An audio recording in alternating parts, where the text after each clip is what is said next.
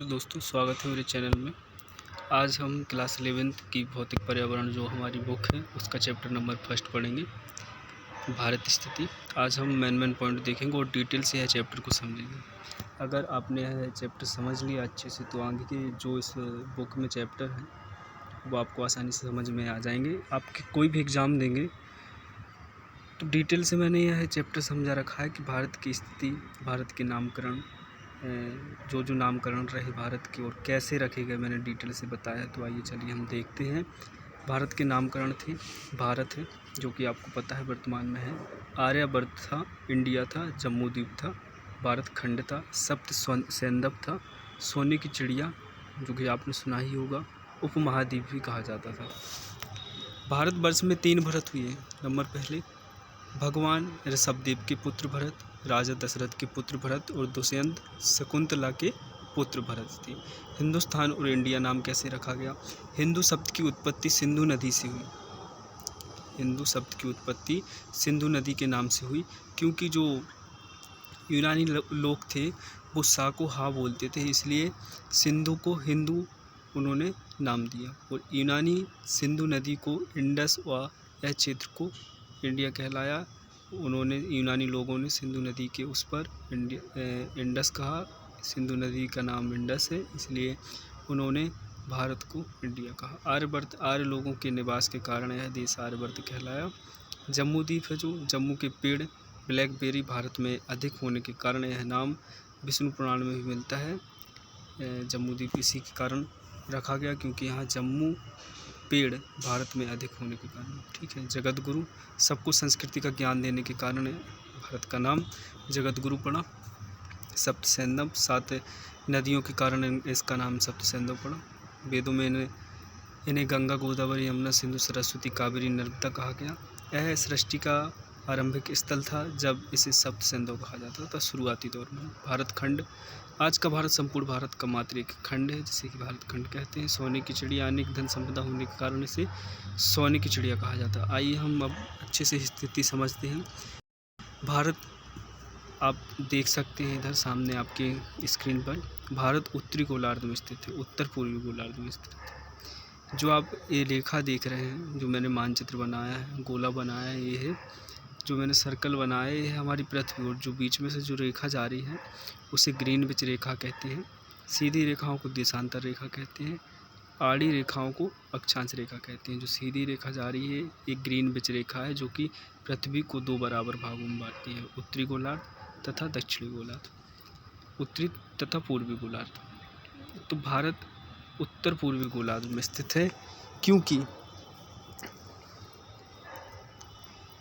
जो भूमध्य रेखा है उसके उत्तरी में स्थित है तथा जो ग्रीनविच रेखा है उसके पूर्व में स्थित है, इसलिए भारत को उत्तर पूर्वी गोलार्ध में स्थित कहा जाता है। कर्क रेखा 23.5 से होकर गुजरी है, भूमध्य रेखा के बीच में है। मकर रेखा 23.5 डिग्री से घूम कर निकली। आप देख सकते हैं, समझ लीजिए इसको अच्छे से। डॉक्टर क्रेसी ने भारत को एक उपमहाद्वीप की संज्ञा दी। भारत की आकृति पूर्णतः त्रिभुजाकार न होकर चतुष्कोणीय पतंगाकार है।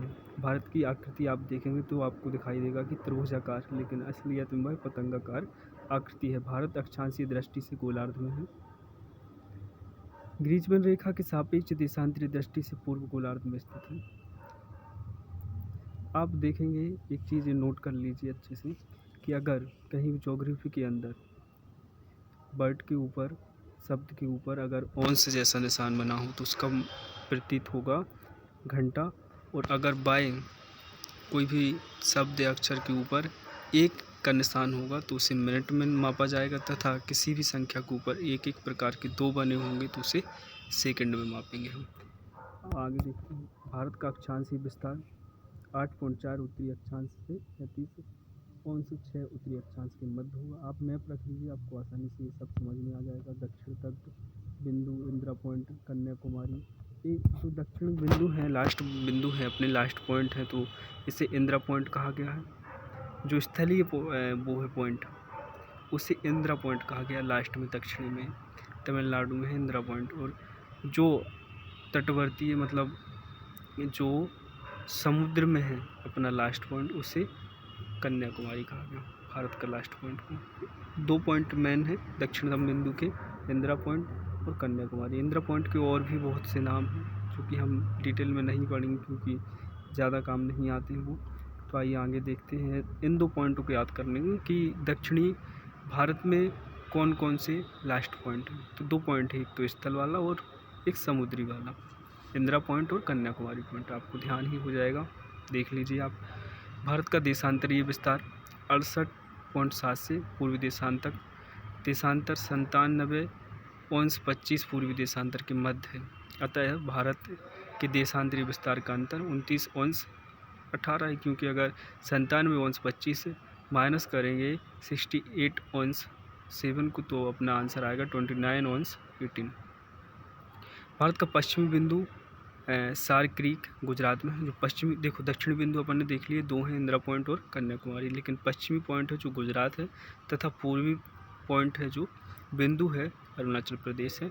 भारत की उत्तर से दक्षिण की कुल लंबाई 32,141 है, 32,141 है तथा 3214 है जो भारत की उत्तर से दक्षिण लंबाई है। उत्तर से दक्षिण मीन्स लद्दाख से कन्याकुमारी की जो लंबाई है वो है 3214 किलोमीटर तथा पूर्व से पश्चिम यानी अरुणाचल प्रदेश से गुजरात तक की जो लंबाई है वो 2933 किलोमीटर। भारत की कुल लंबाई चौड़ाई में कुल 281 किलोमीटर का अंतर है। भारत का क्षेत्रफल 32,87,263 वर्ग किलोमीटर में है। संपूर्ण विश्व का क्षेत्रफल 2.42% है। 7वें स्थान पर भारत है, आपको पता ही है। कर्क रेखा, ये मेन रेखा है, अगर इसको आप समझ लेंगे, कर्क रेखा कहीं भी आ जाती, कोई भी एग्ज़ाम देंगे आप कर्क रेखा के बारे में ज़रूर आ जाएगा। कर्क रेखा हमारे लिए बहुत महत्वपूर्ण है। आइए हम देखते हैं क्यों।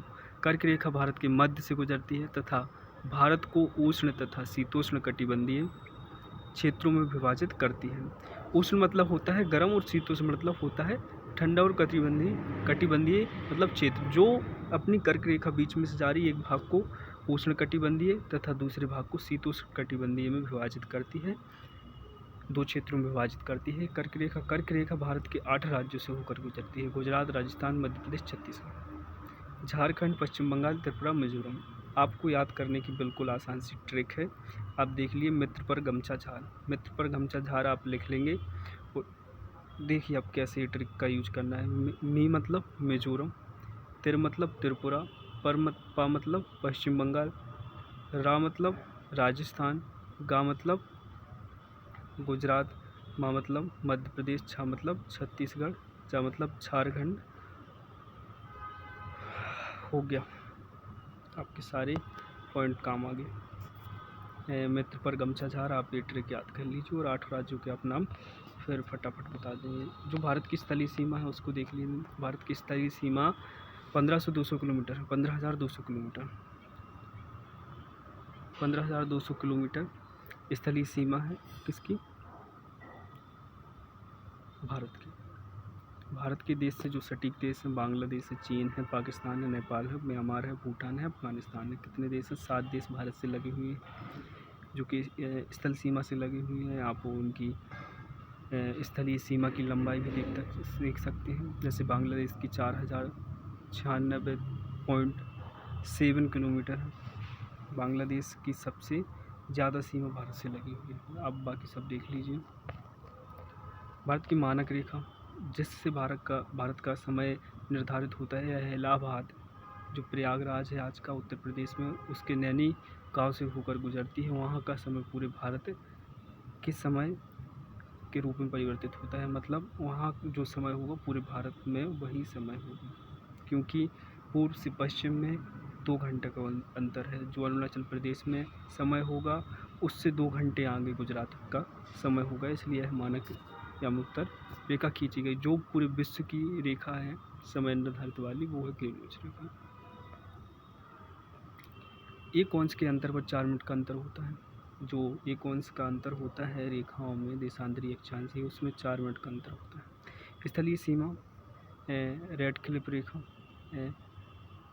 जो भारत पाकिस्तान, भारत बांग्लादेश की मध्य सीमा है। कुछ रेखाओं के नाम हैं जो कि किस किस सीमा से लगी, जैसे भारत बांग्लादेश और भारत पाकिस्तान के मध्य की सीमा को हम रेड क्लिफ रेखा कहते हैं। मैकमोहन रेखा भारत और चीन के बीच, डूरंड रेखा भारत अफगानिस्तान के बीच। जो तटीय सीमाएं हैं गुजरात, देखिए गुजरात है।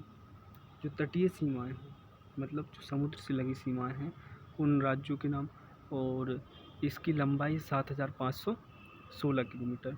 और जो स्थलीय क्षेत्र की सीमा थी भारत की वो थी 15200 किलोमीटर, जो कि आपने देखा था 7 राज्यों से भारत लगा हुआ है, 7 देशों से। यह गुजरात और यह तटीय सीमा है जो कि समुद्र से के इसमें राज्यों के नाम लिखे हुए हैं जो समुद्र से लगी हुई हैं तथा तटीय सीमा पर हैं। ये 11 देश हैं: गुजरात, आंध्र प्रदेश, तमिलनाडु, महाराष्ट्र, केरल, उड़ीसा, कर्नाटकम, पश्चिम बंगाल, गोवा, पांडुचेरी, दमन दीव। देश की सीमा पर अवस्थित राज्य है पाकिस्तान है, चीन है, नेपाल है। सबके राज्यों के नाम लिखे हैं। पाकिस्तान से कौन लगा, चीन से कौन लगा, नेपाल से कौन लगा, भूटान से कौन, और बांग्लादेश के कौन, और म्यांमार से कौन कौन देश लगे हैं। अफगानिस्तान से केवल लद्दाख लगा है, और अफगानिस्तान लगभग 53 किलोमीटर बस सीमा लगी हुई है। सबसे कम सीमा लगी हुई है वो है अफगानिस्तान की। Thanks for watching. अब आगे की वीडियो लेकर हम जल्द ही आएंगे।